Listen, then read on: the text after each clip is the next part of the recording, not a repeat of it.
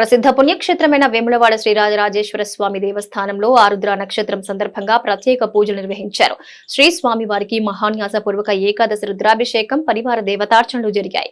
అలాగే శ్రావణ మాసం ఏకాదశి రోజున రాజరాజేశ్వర స్వామి వారికి లక్ష బిల్వార్చనను ఆలయ అర్చకులు వేద మంత్రాలతో కనుల పండుగ నిర్వహించారు. ఆరుద్ర నక్షత్రం రోజున స్వామి వారికి భక్తులు దర్శించుకుని మొక్కులు చెల్లించుకున్నారు. లక్ష బిల్వార్చన సందర్భంగా ఆలయంలో అభిషేకాలు రద్దు చేశారు.